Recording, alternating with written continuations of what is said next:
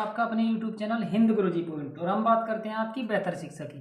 और हम हाजिर हैं आपके सामने लेकर के फिर एक बार मज़ेदार और ज्ञानवर्धक वीडियो। और हमारी जो सीरीज चल रही है वो चल रही है आपकी छात्राओं के लिए कक्षा 10 की गृह विज्ञान। और इसमें ये मेरे ख्याल से 7वीं वीडियो होगी और 1 या 2 वीडियो और बन जाएगी। आपके जितने भी भौतिक प्रश्न है वो सभी इन वीडियो के अंदर समाहित कर दिया है हम लोगों ने। इसके बाहर आपका एक भी क्वेश्चन नहीं जाएगा। तो ज़्यादा समय ना बर्बाद करते हुए करते हैं अपनी वीडियो को शुरू। चलते हैं पहले क्वेश्चन पर। और आज का हमारा जो टॉपिक है वो है मानव अस्थि स्थान तथा संधियां। ठीक है, तो इसके बारे में जो मानव की अस्थियां होती हैं, हड्डी होती हैं, किसका क्या जोड़ होता है, कितनी हड्डियां होती हैं, जितने भी इसके अंदर से क्वेश्चन बनेंगे वो सब हमने इस वीडियो के अंदर समाहित किए हैं। चलते हैं पहले क्वेश्चन पर। पहला हमारा क्वेश्चन है कंकाल तंत्र के मुख्य कार्य क्या है। तो जो हमारा कंकाल तंत्र होता है, जो हमारा जो हड्डियों का ढांचा होता है, उसमें जो मुख्य कार्य क्या क्या होते हैं। तो शरीर को आकृति एवं स्थिरता प्रदान करना, बिल्कुल सही। रक्त कणों का निर्माण करना, ये भी होता है। शरीर को गति प्रदान करना, ये भी होता है। इसका मतलब हमारा राइट आंसर हो जाएगा ये सभी। तो ये सभी हमारे कंकाल तंत्र के अंतर्गत ही आते हैं। अगर हमारे शरीर के अंदर कंकाल तंत्र ना हो तो इनमें से कोई भी क्रिया नहीं होगी। तो राइट आंसर हो जाएगा हमारा ये सभी। हड्डी में कड़कपन किस तत्व के कारण होता है। जो हमारी हड्डी होती है इसमें कड़कपन यानी सॉलिड जो होती है किस कारण जो होती है। तो लोहा तत्व के कारण, या ख सोडियम के कारण, या ग मैग्नीशियम के कारण, या ग कैल्शियम के कारण। तो देखो हड्डी के अंदर जो कड़कपन होता है वो कैल्शियम के कारण होता है। और जब किसी इंसान की हड्डी टूट जाती है तो डॉक्टर भी हाथ या पैर पर प्लास्टर करने के बाद में उसको कैल्शियम की टेबलेट देता है ताकि उसकी हड्डी जल्दी से जुड़ जाए। चलते हैं अगले प्रश्न पर। प्रश्न नंबर 3, खोपड़ी में अस्थियों की कुल संख्या कितनी होती है। वेरी वेरी इंपॉर्टेंट क्वेश्चन है, ये बार बार परीक्षाओं में पूछा जाता है। तो 8 होती है, 14 होती है, 22 या 24। तो देखो खोपड़ी जो होती है हमारी सिर की जो खोपड़ी है उसके अंदर 8 अस्थियां पाई जाती है, यानी 8 हड्डी पाई जाती हैं। 4 पार्ट में से 8 हड्डियां पाई जाती हैं। चलते हैं अपने अगले प्रश्न पर। प्रश्न नंबर 4, मानव कंकाल में कितनी अस्थियां होती हैं। जो मानव कंकाल है उसमें लगभग कितनी अस्थियां होती है। तो जब बच्चा पैदा होता है उसमें ज़्यादा अस्थियां होती है, लेकिन उसके बाद में धीरे धीरे वो कम हो जाती हैं। तो 100 होती हैं, 206 या 200 या 106। तो देखो इसमें 206 होती है, क्योंकि जैसे ही बच्चा बड़ा होता चला जाता है तो उसकी अस्थियां कुछ जुड़ती चली जाती हैं, एक दूसरे से आपस में ज्वाइंट होती चली जाती हैं। तो लास्ट में एक स्वस्थ मनुष्य की और एक वयस्क मनुष्य की जो हड्डियों का जो टोटल जो हड्डियां पाई जाती हैं शरीर के अंदर वो 206 होती है। यही हमारा राइट आंसर हो जाएगा ख। चलते हैं अगले प्रश्न पर। प्रश्न नंबर 5, बच्चों के मेरुदंड में कितनी अस्थियां होती हैं। तो 35 होती हैं, 33 होती हैं, 30 होती हैं, 36 होती हैं। तो बच्चा जब होता है उसके मेरुदंड में लगभग 33 अस्थियां होती हैं, या पूरी 33 की 33 मान सकते हैं आप। ठीक है, यही हमारा राइट आंसर हो जाएगा ख। चलते हैं अगले प्रश्न पर। अगला प्रश्न है हमारा कोहनी का जोड़ कौन सा जोड़ कहलाता है। तो ये क्या होता है, ध्रुव ग्रह कहलाता है, या कब्जेदार कहलाता है, फिसलने वाली, या खूंटीदार। तो हमारा राइट आंसर हो जाएगा इसमें ख। तो जो कोहनी का जो जोड़ होता है वो हमारा कब्जेदार होता है। कब्जे ऐसे होते हैं जैसे तुमने देखा होगा, जो हमारा गेट होता है दरवाजा, उसे जब हम खोलते बंद करते हैं तो उसमें लोहे के कब्जे लगाए जाते हैं। वो दोनों साइड को, एक साइड को सॉरी खुलते हैं और एक साइड को बंद होते हैं। तो ऐसी हमारी कोहनी है, तो ये भी कब्जेदार होती है। यही हमारा राइट आंसर हो जाएगा। चलते हैं अगले पेज पर और अगले प्रश्न पर।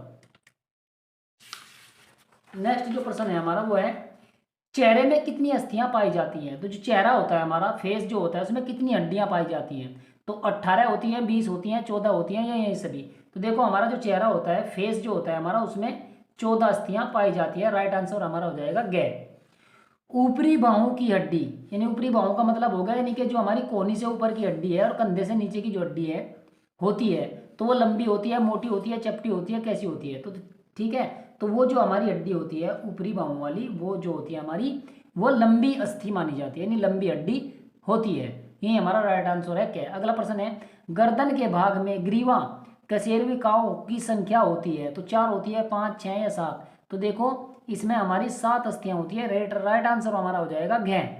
अगला प्रश्न पर चलते हैं। प्रश्न नंबर 10, मानव शरीर में कितने प्रकार के जोड़ होते हैं। तो देखो मानव शरीर में 2 प्रकार के जोड़ होते हैं। प्रश्न नंबर हमारा 10 का क्या सही हो जाएगा, 3, 4 या 5। तो इसमें 2 होते हैं। राइट आंसर हमारा हो गया कै। चलते हैं अगले प्रश्न पर। प्रश्न नंबर 11, मानव शरीर में कितनी जोड़ी पसलियां पाई जाती हैं। तो जोड़ी पूछ रहा है, अगर आपसे टोटल पूछ ले तो बतानी है, और अगर जोड़ी पूछ ले तो 5 जोड़ी होती हैं, जी नहीं। 10 जोड़ी होती हैं, जी नहीं। 12 जोड़ी होती हैं, जी हाँ। 20 जोड़ी होती हैं, जी नहीं। तो देखो मानव शरीर के अंदर 12 जोड़ी पसलियां पाई जाती हैं। अगर टोटल अस्थियों की बात करें पसलियों की तो 12 दूनी 24। तो 24 अगर टोटल पूछे तो 24 बतानी है। अगर जोड़ी में पूछे क्योंकि एक जोड़े में 2 पसलियां होती हैं, तो 12 जोड़ी पसलियां पाई जाती है। राइट आंसर हमारा हो जाएगा गे। चलते हैं अगले प्रश्न पर। खूंटी या ध्रुवग्रह संधि पाई जाती है तो कंधे में पाई जाती है, घुटने में, या खोपड़ी में, या कोहनी में। तो देखो खूंटी यानी ध्रुवग्रह जो संधि पाई जाती है वो हमारी खोपड़ी में पाई जाती है। यही हमारा राइट आंसर हो जाएगा गे। अगला प्रश्न है अचल संधि, अचल का मतलब जो चलती ना हो, ठीक है। अचल संधि कहाँ पर पाई जाती है? तो खोपड़ी में, घुटने में, कलाई में, हथेली में। तो देखो घुटने की भी जो हड्डी होती है हमारी वो भी चलती है, कलाई की भी चलती है, हथेली की भी चलती है, लेकिन खोपड़ी की जो हड्डी है वो नहीं चलती। इसका मतलब अचल संधि होती है, यानी अचल होती है, ये चलती फिरती नहीं है। तो राइट आंसर हमारा हो जाएगा क्या। चलते हैं अगले प्रश्न पर। अगला प्रश्न है हमारा, देख लेते हैं एक बार, थोड़ा सा सही तरीके से पेज को लगा लें। सॉरी, ये यहाँ हो गया सही।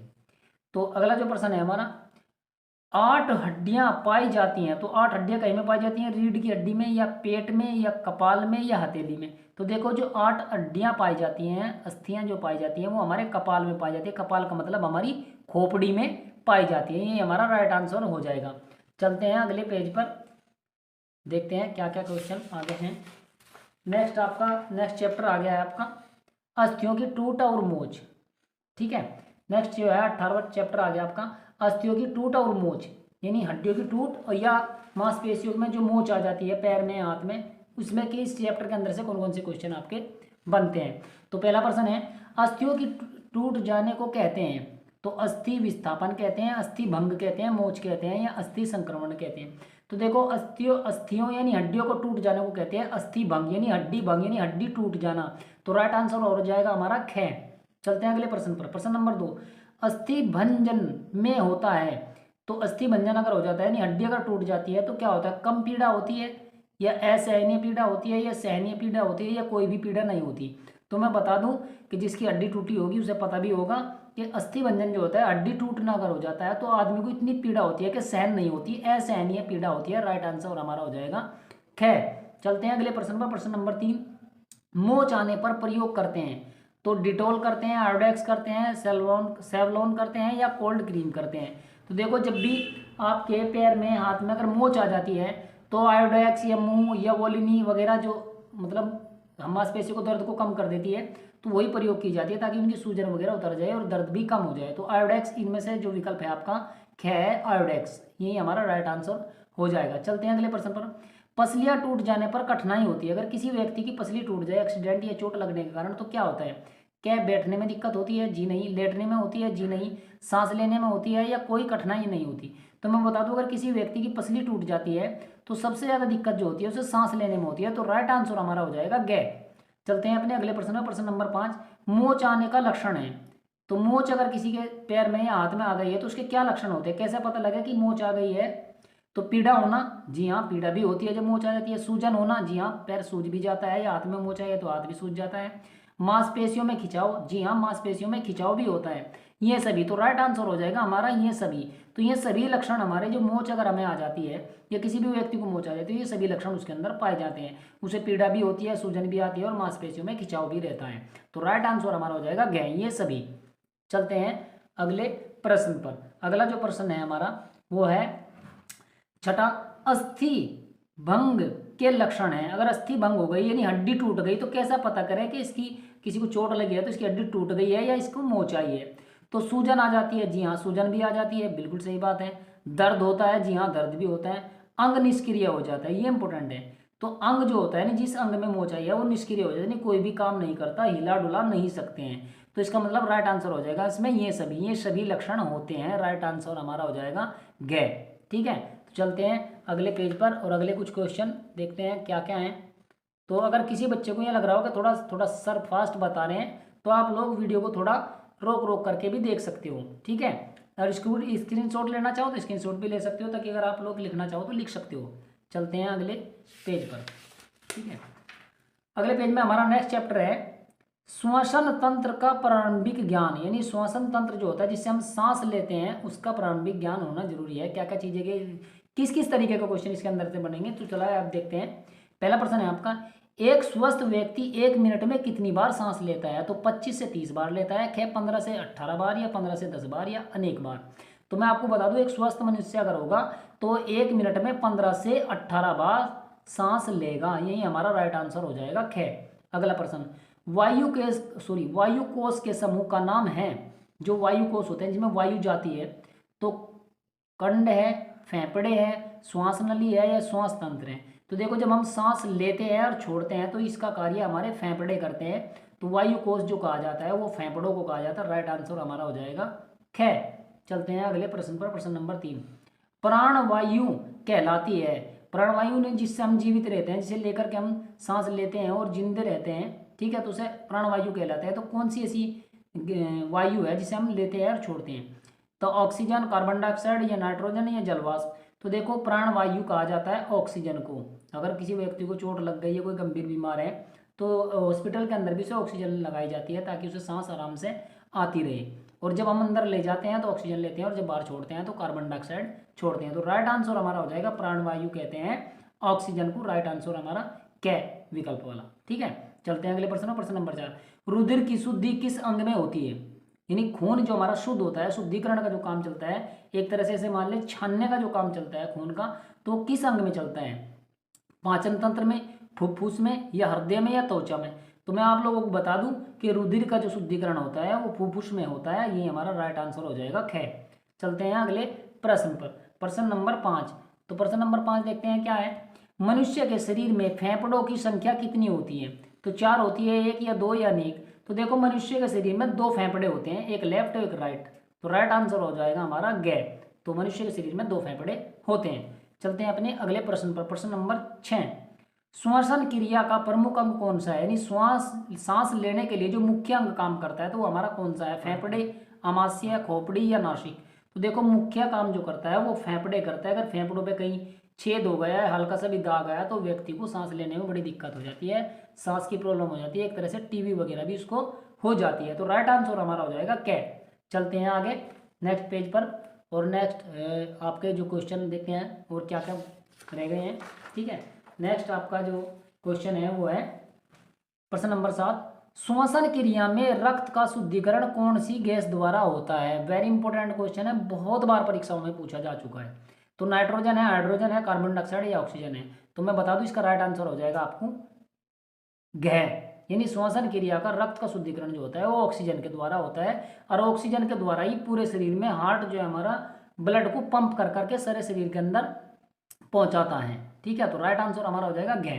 देखते हैं अगला प्रश्न, प्रश्न नंबर 8। ऑक्सीजन द्वारा रक्त का शुद्धिकरण कहाँ होता है? यानी कि किस जगह पे ऑक्सीजन का जो सूर्य ऑक्सीजन के द्वारा शुद्धिकरण जो होता है ब्लड का, वो कहाँ पे होता है शरीर में? यकृत में नहीं, वक्र में नहीं, फेफड़ों में या श्वास प्रणाली में? ठीक है, तो देखो इसका ऑक्सीजन के द्वारा जो रुधिर का जो शुद्धिकरण होता है वो होता है हमारे फेफड़ों के अंदर। यही हमारा राइट आंसर हो जाएगा ग।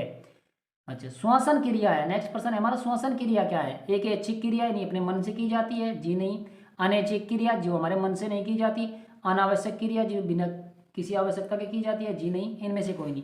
तो मैं बता दूं कि ये अनैच्छिक क्रिया, अगर हम नहीं भी चाहते तब भी हमें सांस आता जाता रहेगा, चाहे हम सो जाओ, चाहे बैठ जाओ, चाहे बेहोश हो जाओ, चाहे हम होश में हो, लेकिन सांस बराबर आता जाता रहेगा। जब से पैदा होता है जब तक मरता है सांस कभी नहीं रुकता, सांस हमेशा चलती रहती है। ठीक है, सांस रुक गई तो समझ लो आदमी भगवान जी के पास पहुंच गया। तो राइट आंसर हो जाएगा हमारा ख। तो अनैच्छिक क्रिया है, यानी कि जो इच्छा ना होते हुए भी ये क्रिया चलती रहती है। चलते हैं अपने अगले प्रश्न पर, प्रश्न नंबर 10। कौन सा अंग श्वसन तंत्र का भाग नहीं है? तो नाक के द्वारा सांस अंदर ली जाती है, तो ये तो भाग है। फेफड़ों के द्वारा सांस छोड़ी और ली जाती है, तो ये भी है। यकृत या हाथ? यकृत कहते हैं लीवर को, और हाथ तो है ही, तो लीवर या हाथ, यानी कि यकृत और हाथ, तो ये नहीं हो सकता। श्वसन नली के जरिए तो सांस आती और जाती है, तो हमारा राइट आंसर हो जाएगा ये वाला ग। यकृत और हाथ जो है ये श्वसन तंत्र का भाग नहीं है, ये हमारा राइट आंसर है। चलते हैं अगले प्रश्न पर। अगला प्रश्न देखते हैं। वायु कोष पाए जाते हैं, तो वायु कोष पाए जाते हैं श्वसन नली में, हृदय में, फेफड़ों में या वक्र में? तो वायु कोष जो पाए जाते हैं वो हमारे फेफड़ों में पाए जाते हैं, और ये 2 होते हैं। ठीक है, तो राइट आंसर हो जाएगा हमारा ग, यानी कि फेफड़ों में। ठीक है, तो बस आज के लिए इतना ही, और आपकी वीडियो हो गई है समाप्त। बस आज के लिए इतने ही क्वेश्चन थे। ठीक है, मैं ऐसी आशा करता हूँ आप लोगों को अच्छे से समझ में आए होंगे। नहीं समझ में आए होंगे तो आप वीडियो को 1 बार 2 बार देख लेना, और थोड़ा सा क्लियर भी आज चमक रहा है, क्योंकि लाइट की वजह से थोड़ी दिक्कत हो जाती है। बस अंत में इतना ही कि जो बच्चे हमारे चैनल पर नए हैं वो चैनल को सब्सक्राइब करें, वीडियो को लाइक करें, और पसंद आई हो तो अपने दोस्तों में शेयर करें ताकि ज़्यादा से ज़्यादा बच्चों का भला हो सके। और बस ये ध्यान रखना, जो बच्चे नए आए हों जिन्होंने चैनल अभी सब्सक्राइब किया हो या एग्ज़ाम से 2-4 दिन पहले भी दे रहे हैं, हमने लगभग गृह विज्ञान की, सामाजिक विज्ञान की, हिंदी की, अंग्रेजी की, विज्ञान की वीडियो चली रही है, मैथ की भी डाल दी। तो हमारी प्ले लिस्ट से जा करके एक एक मतलब सभी वीडियो किसी भी एक सब्जेक्ट की सभी वीडियो अच्छी तरीके से वो देख सकते हैं प्ले लिस्ट के अंदर से। तो बस अंत में इतना ही कि सभी बच्चे खुश रहें, उनके परिवार वाले खुश रहें, मेहनत से पढ़ें और अच्छे नंबरों से पास हो जाएं। हमारा भी नाम होगा और आप लोगों का भी और आपके परिवार वालों का भी। धन्यवाद।